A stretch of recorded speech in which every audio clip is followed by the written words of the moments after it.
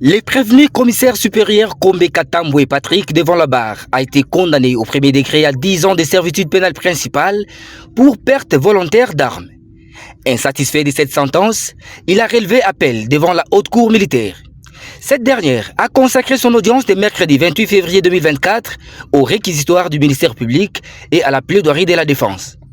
Alors que le prévenu Kombe Patrick, secrétaire permanent de la Commission nationale des armes légères et petits calibres au moment des faits, avait allégué que son arme et sa carte étaient restées au checkpoint de l'état-major général avant de monter à la cité de l'Union africaine pour répondre à l'invitation de la directrice des cabinets du conseiller spécial du chef de l'État en matière de sécurité.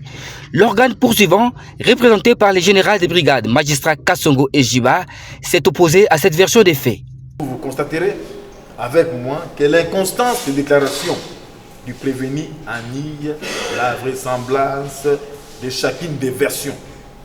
Ainsi, cette ambiguïté factuelle dénote sans contester qu'il n'est pas détenteur de cette arme individuelle. À contre-courant, si l'arme de type Jericho fut réellement déposée au checkpoint de l'état-major général, les prévenus auraient à se prémunir d'un jeton, voire même soulever cette question au moment de son interrogatoire par divers officiers du ministère public, et surtout qu'il n'était pas torturé, monsieur le Président.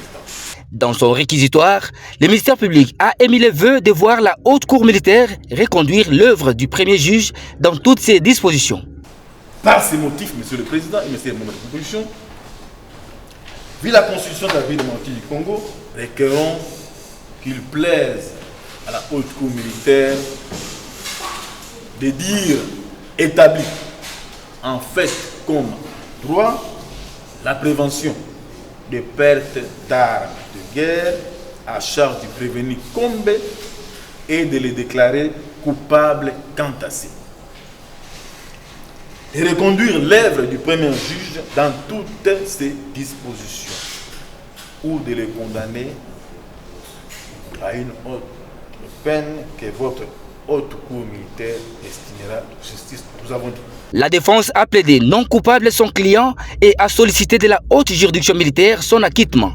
La haute cour militaire a pris en délibéré la dite affaire et a promis de communiquer aux parties la date de prononcer du jugement définitif par la voie des greffes.